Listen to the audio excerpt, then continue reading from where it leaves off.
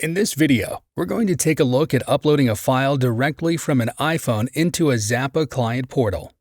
Let's begin logging into a portal as our guest named Gary.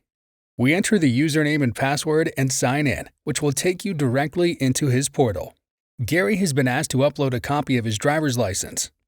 Gary will now click the upload button on the left of the screen directly on his iPhone.